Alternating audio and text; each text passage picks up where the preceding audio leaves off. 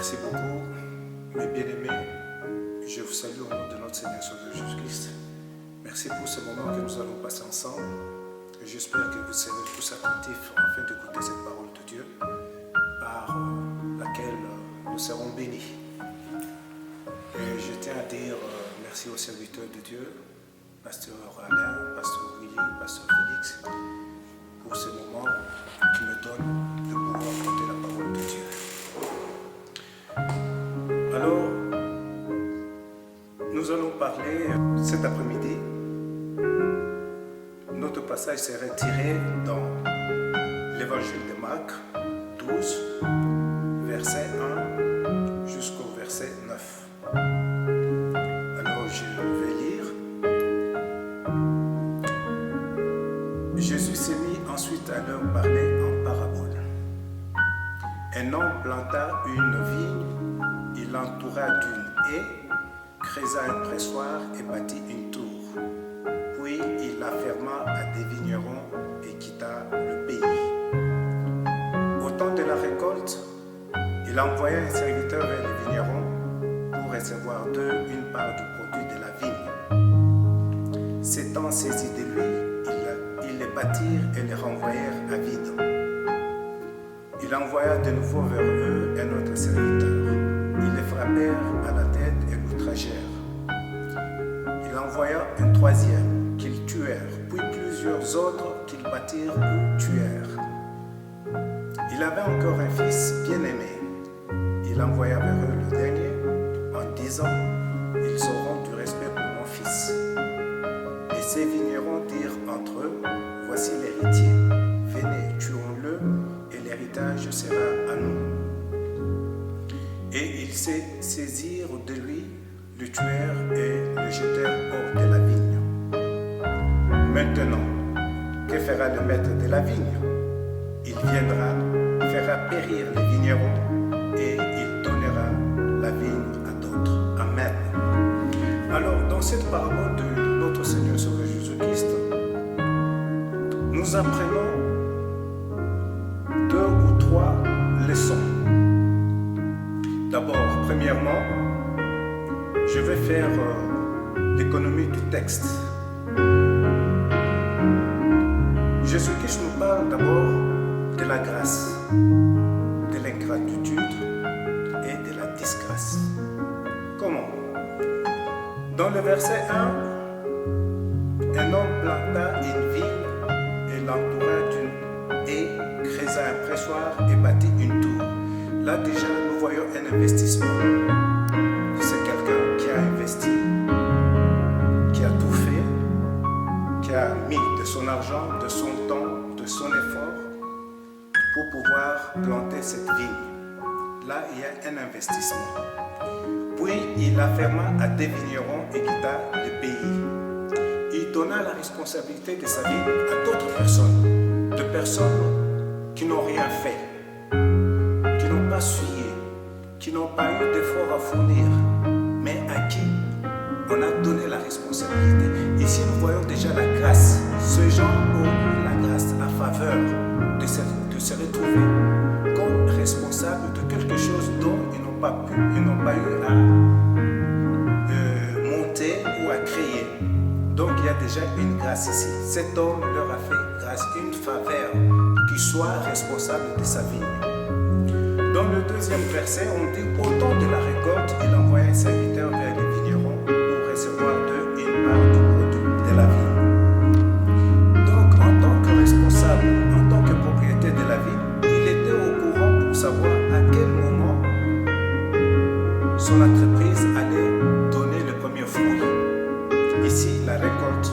Alors, il a envoyé un de ses serviteurs pour pouvoir récupérer une part du produit de la vigne, la part qui lui revenait. Donc ici, il y a la part de la vigne qui doit revenir au propriétaire de la vigne. Et cette part, nous pourrons dire que c'est le 10e ou la dîme. Parce qu'en fin de compte, au temps de la récolte, il envoie quelqu'un vers les vignerons pour recevoir d'eux une part du produit de la vigne. Une ne vient pas demander 90%, 60%, 40%, mais il demande au moins 10%. Et si je dis cela, c'est parce que nous voyons qu'il ne vit pas de sa vigne, cet homme. Il est ailleurs, avec d'autres serviteurs. Donc, sa vie ne dépend pas de sa vigne. Mais par contre, pour les vignerons, leur vie dépend de la vigne. Alors, quand il envoie son serviteur pour avoir sa part, il ne demande pas la totalité, mais il demande une part qui lui revient. Alors, du verset 3 jusqu'au verset 8, là, on voit comment les vignerons répondent à l'amour du propriétaire de la vigne.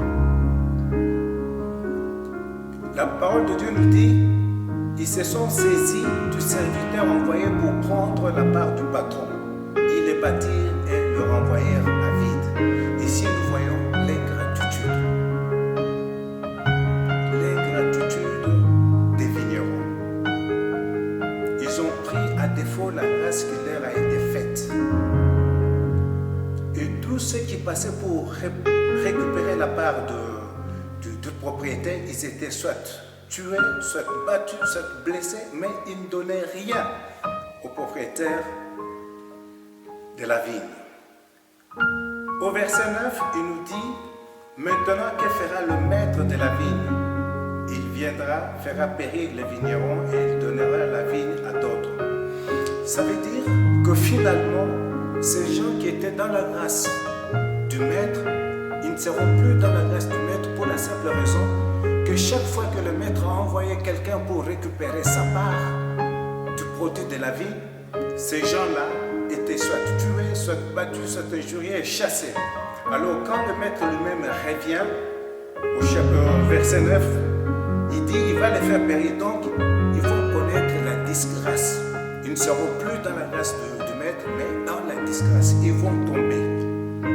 Alors en gros ici, on voit Jésus nous parle de la grâce, de l'ingratitude et de la disgrâce.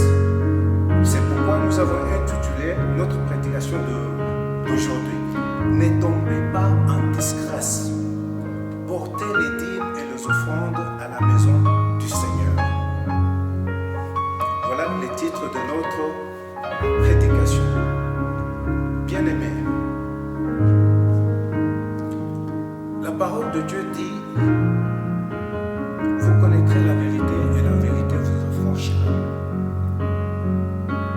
Et Osée aussi nous dit, mon peuple périt ou mon peuple est détruit parce qu'il manque la connaissance. Puisque tu as rejeté la connaissance, je te rejetterai, dit l'Éternel.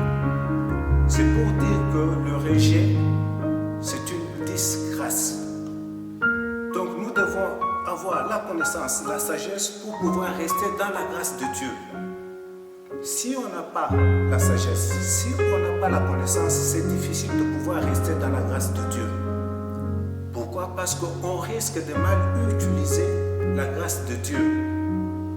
Ainsi, nous avons vu les vignerons qui n'avaient pas la connaissance, qui n'étaient pas sages, ils ont mal utilisé la grâce qui a été faite par le propriétaire de la vigne. C'est comme ça qu'à chaque fois qu'il envoyait des hommes pour pouvoir récupérer sa part du produit de la vigne, ils étaient tués, blessés, injuriés, chassés. Pourquoi? Parce que les vignerons, ils n'avaient pas la connaissance. C'est pourquoi dans Jacques nous dit, si quelqu'un parmi vous manque de sagesse, qu'il la demande à Dieu. Dieu qui donne à tous librement et sans reproche. Mais il dit aussi, vous demandez et vous ne recevez pas parce que vous demandez mal, c'est-à-dire sans connaissance. Demain, vous donnez mal vos dîmes et vos offrandes. Et pourtant, il y a une promesse rattachée aux dîmes et aux offrandes. Mais pourquoi votre vie ne change pas? Parce que vous donnez mal, sans connaissance. Certains donnent les dîmes et les offrandes par contrainte ou sous contrainte.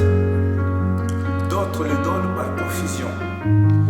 D'autres encore donnent les dîmes et les offrandes pour s'attirer la gloire qui vient des hommes. Et encore beaucoup d'autres raisons pour lesquelles les gens donnent les dîmes et les offrandes, mais qui ne plaisent pas à Dieu.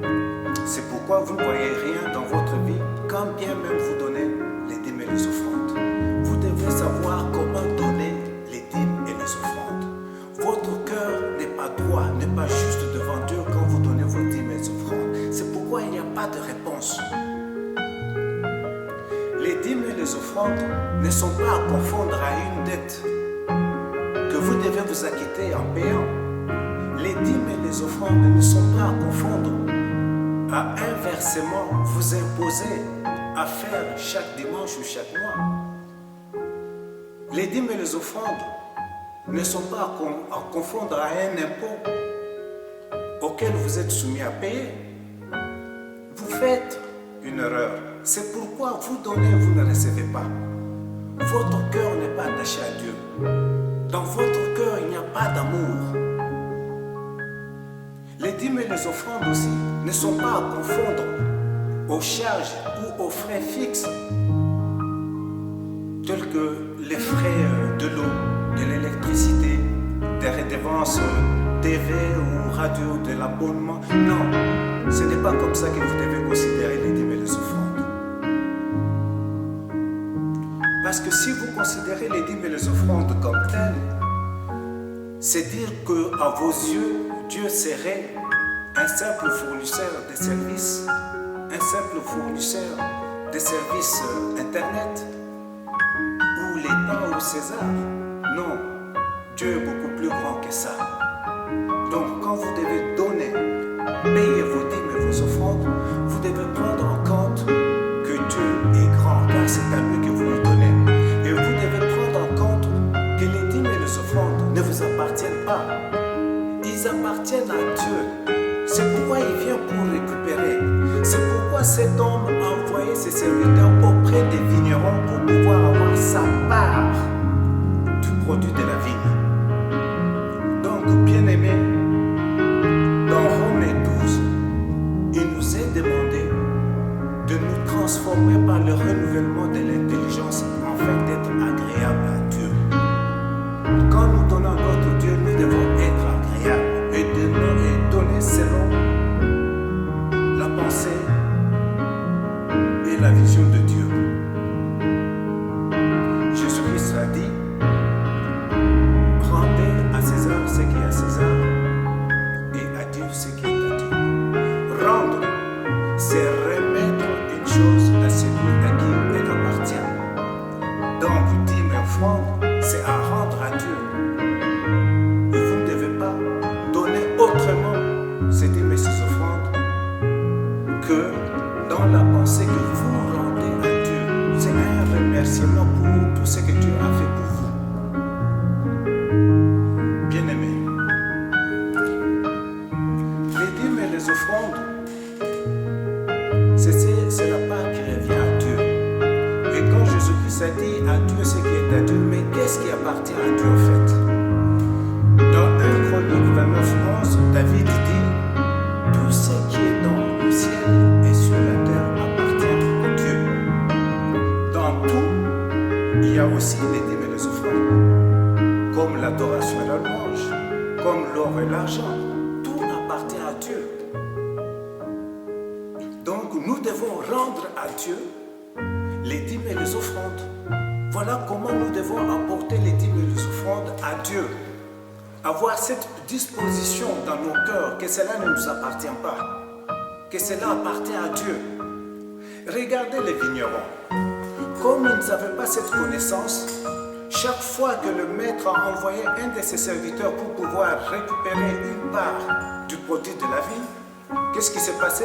Il les battait, il l'insultait, il les blessait, et deux fois il les tuait. Pourquoi? Parce qu'ils n'avaient pas cette connaissance.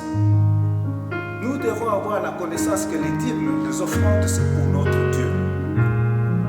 Pourquoi? Parce qu'il nous a fait grâce. C'est que tu es là, c'est que tu peux avoir tout ce que tu es. C'est une grâce. Et en contrepartie, qu'est-ce que tu fais? Tu rends grâce à Dieu. Tu lui donnes sa part. Sa part, c'est les dîmes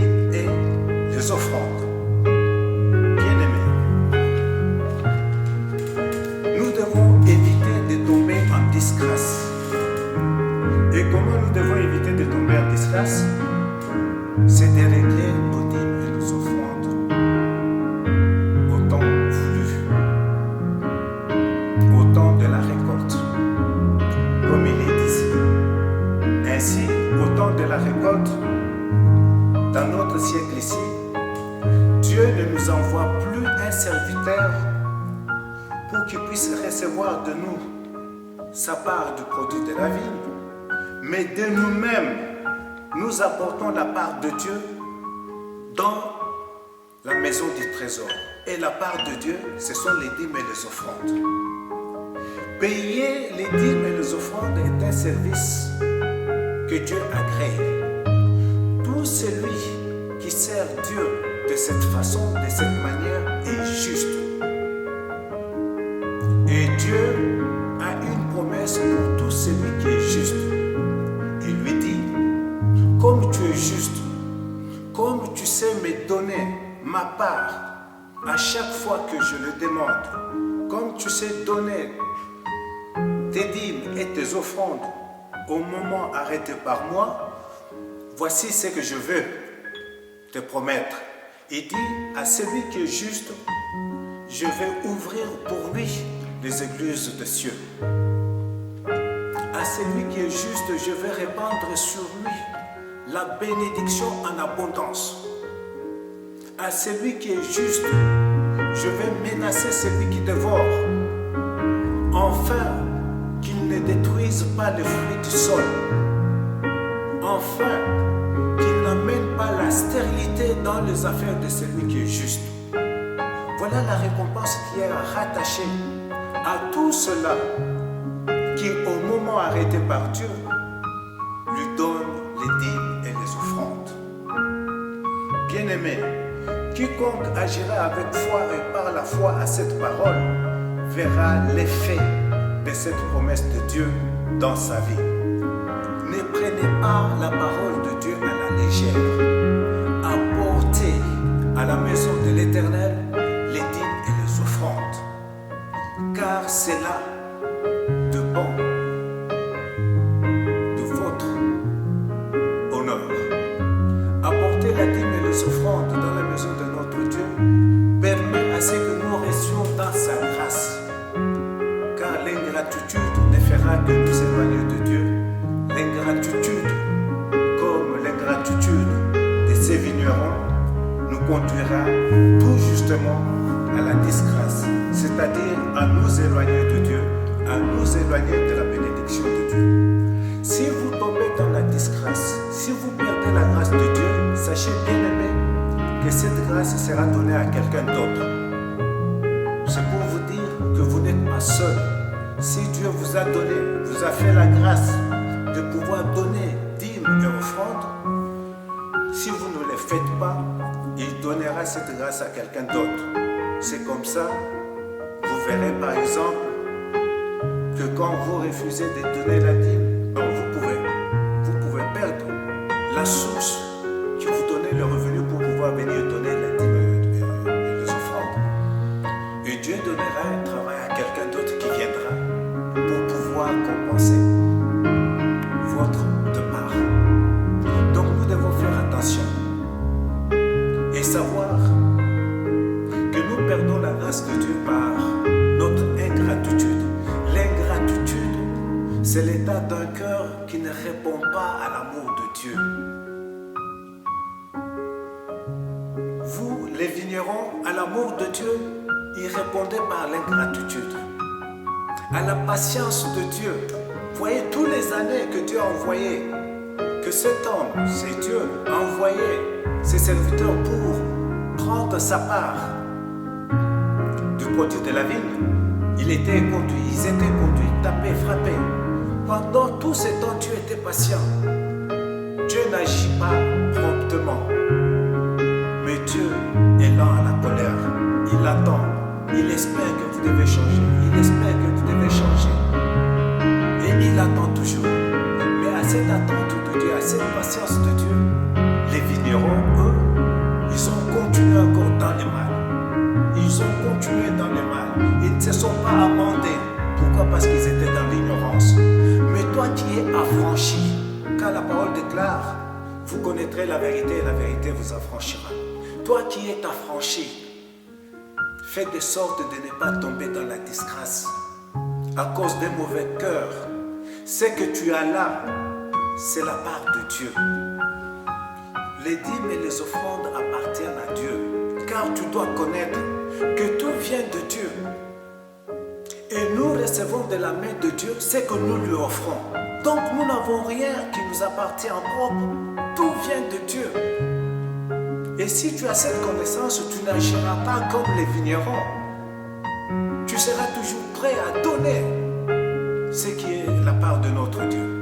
Tu seras toujours prêt à donner avec reconnaissance, avec un cœur ouvert, avec joie. Et tu ne prendras jamais les dîmes et les offrandes pour une dette ou pour un impôt ou pour une redevance ou pour une taxe. Non, ce n'est pas ça. Les dîmes et les offrandes sont un signe de reconnaissance du bienfait que Dieu nous fait dans notre vie. Et nous devons donner les dîmes et les offrandes avec joie, avec révérence, avec respect, parce que Dieu est grand. Et si vous ne le faites pas, bien-aimés, il y aura un jour où il viendra, comme le Maître était venu ce jour-là, afin de vous faire tomber, de vous faire entrer dans la disgrâce, c'est-à-dire vous rejeter, c'est-à-dire vous éloigner, afin de donner à quelqu'un d'autre, à celui qui peut mieux, non pas gérer la vigne, mais mettre à part ce qui appartient à Dieu pour sa gloire. Ne prenez pas la parole de Dieu à la légère, bien-aimés. Apportez à la maison du trésor toutes les dîmes. Et vous verrez de nouveau, c'est Dieu qui dit, la différence entre le juste et le méchant, entre celui qui sert Dieu et celui qui ne sert pas Dieu.